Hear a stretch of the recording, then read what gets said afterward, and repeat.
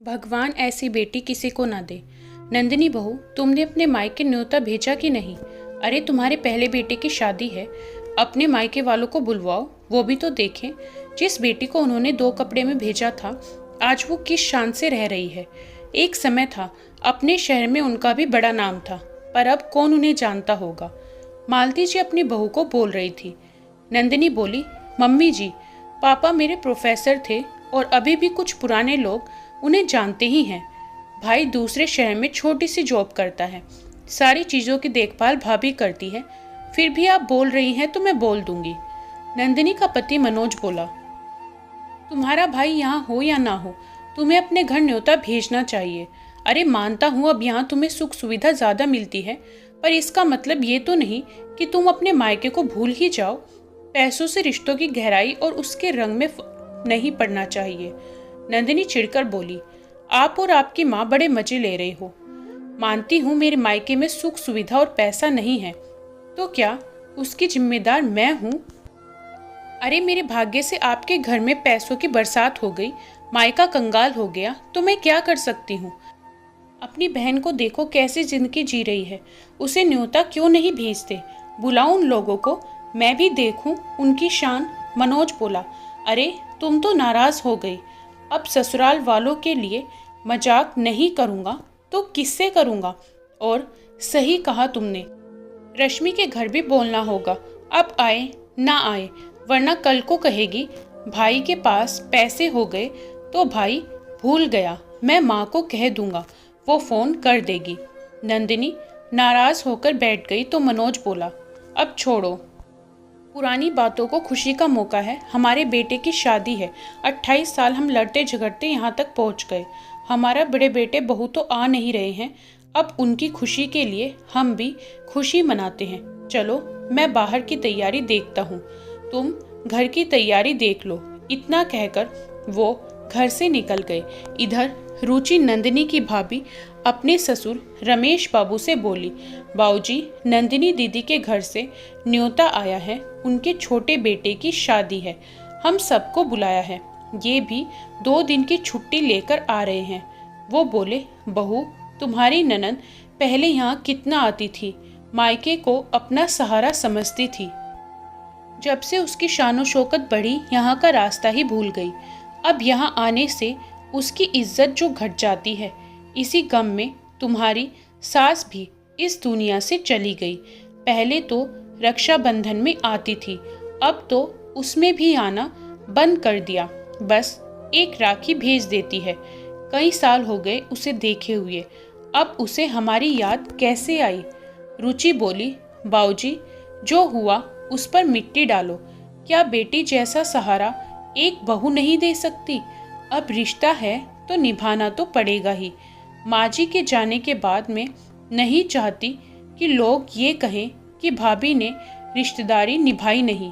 मैं हूं ना, आप चिंता क्यों कर रहे हैं? मैं सब संभाल लूंगी, किसी चीज़ की कमी नहीं होने दूंगी। रुचि के पति मुकेश दूसरे शहर में छोटी सी जॉब करता था। घर के हालात अच्छे नहीं थे, सोने का भाव इतना बढ़ गया था कि नया कुछ खरीदना रुचि के बस की बात नहीं थी। उसने अपनी पुरानी सोने का मांग टीका को साफ करवाया और बाजार से 3 साड़ी और मिठाई लेकर पैक करवा ली और पूरे परिवार के साथ अपने ननंद के घर पहुंची। रात में समारोह था। रुचि ने तोहफा रमेश बाबू के हाथों से ननंद को दिलवाया। नंदिनी तोहफे को देखकर उखड़ी हुई आवाज में बोली, बाऊजी, इसकी क्या जरूरत थी?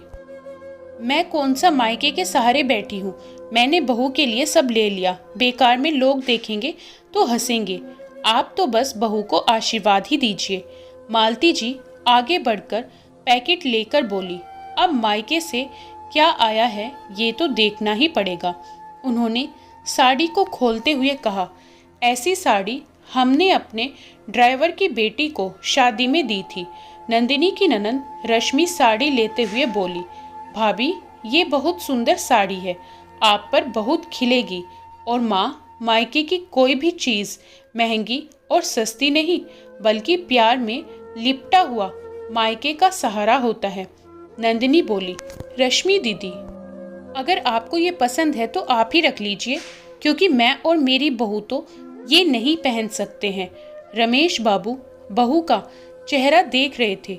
रुचि धीरे से बोली, बाबूजी, बोलने वाले तो बोलते ही हैं, हमने दिल से उपहार दिया है, बस यही बहुत है।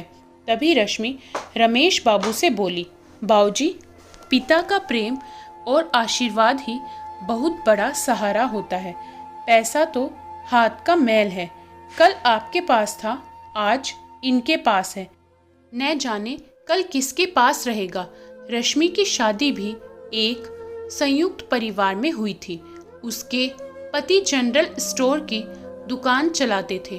कोरोना काल में उसका बहुत नुकसान हुआ, जिसके कारण रश्मि की माली हालत भी ठीक नहीं थी। मायके में पैसे होते हुए भी कभी भी मदद नहीं मिला और रश्मि के पास जितना था उसमें ही वो बहुत खुश रहती थी।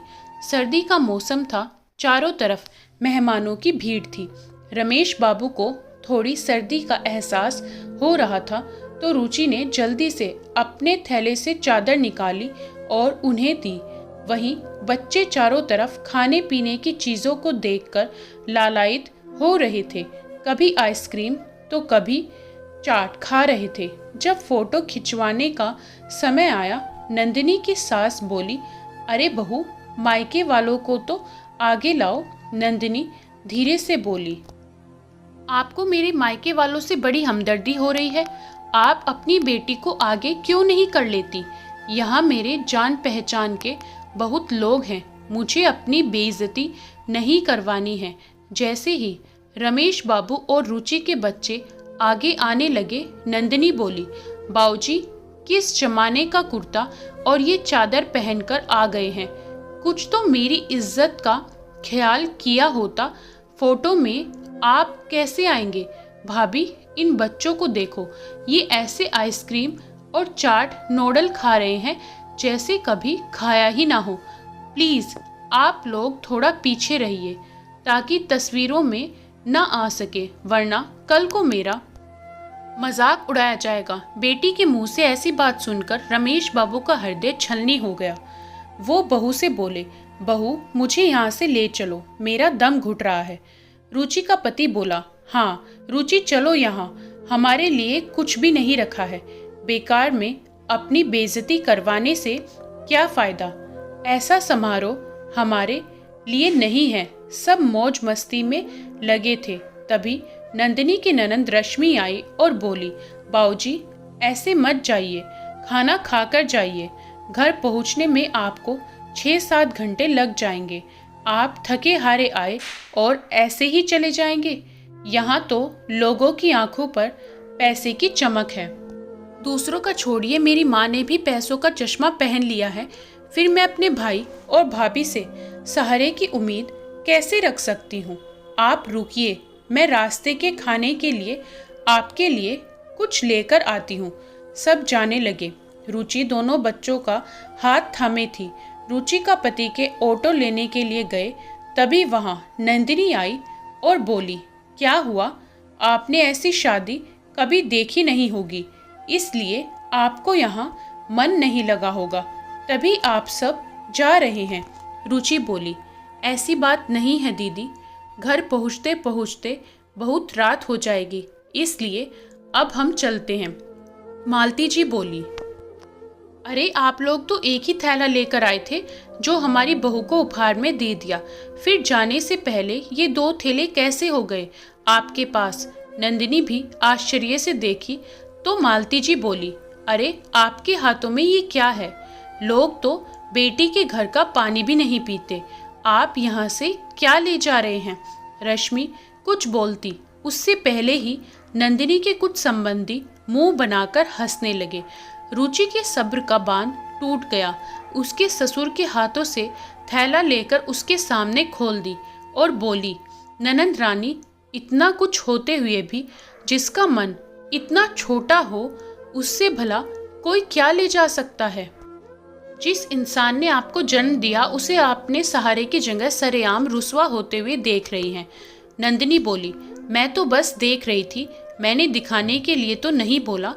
वहीं रश्मि बोली, भाभी, ससुराल में मायके की इज्जत बनी रहे ये जिम्मेदारी बेटियों की होती है। पर मैं आपसे भी क्या बोलूं, जब मेरी माँ मेरे मायके में मेरी इज्जत नहीं रहने देती तो वो बहू के मायके की इज्जत क्या करेगी। रमेश बाबू रुचि से बोले, बहू अब एक पल भी अगर मैं यहाँ रुका तो मैं प्राण त्याग दूंगा, मुझे घर ले चलो। नंदिनी बोली, मैंने ऐसा क्या कह दिया कि बेटी से बढ़कर आपके लिए बहू हो गई और आप ऐसी बात कर रहे हैं। रुचि बोली, ननंद रानी मैं बहू होकर सहारा दे सकती हूँ, पर आप जिस माली ने हर धूप से आपको बचाया, हर पल आपका सहारा बना रहा, आज आपने उसे सरेआम रुसवा किया। रुचि बोली, चलिए बाऊजी, मैं बहुत खुशकिस्मत हूँ कि मुझे आप जैसे पिता का साथ मिला। मायके में माता पिता तो अब रहे नहीं, मैं बहुत भाग्यवान हूँ जो आपकी सेवा का मुझे मौका मिला। जिसने अपने माँ बाप को ठुकराया, किस्मत कितनी देर उनके साथ रहेगी। तभी रुचि का पति आए और पूरे परिवार को अपने साथ लेकर चले गए।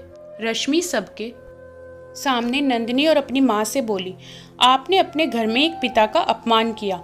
ऊपर वाले की लाठी में आवाज नहीं होती, पर उसका दर्द जब मिलता है तो इंसान कुछ बोल नहीं पाता। जब आपने अपने ही पिता का सम्मान नहीं किया तो मैं तो ननंद हूँ, मेरी इज्जत घर में क्या होगी। आज से मैं आपसे और इस घर से हर रिश्ते खत्म करती हूँ। इतना कहकर रश्मि अपने बच्चों को लेकर चली गई। समय बीता, रश्मि और रुचि ने नंदिनी के परिवार से हर रिश्ते तोड़ लिए और अपने जीवन में आगे बढ़ने लगे। इधर वक्त की मार नंदिनी के परिवार पर जब पड़ी तब उसे एहसास हुआ कि अब मायके का भी सहारा नहीं। उसने अपने जीवन में एक ऐसा पाप किया जिसकी माफी कहीं नहीं मिल सकती। बड़ा बेटा विदेश में जा बसा था और छोटे बेटे बहू ने धोखे से सब कुछ अपने नाम करवा कर नंदिनी को एक वृद्ध आश्रम में डाल दिया था। अब नंदिनी की जिंदगी वृद्ध आश्रम में कट रही थी। इस कहानी के बारे में आपकी क्या राय है, कमेंट करके बताएं। वीडियो को लाइक करें, शेयर करें और चैनल पर नए हो तो सब्सक्राइब करना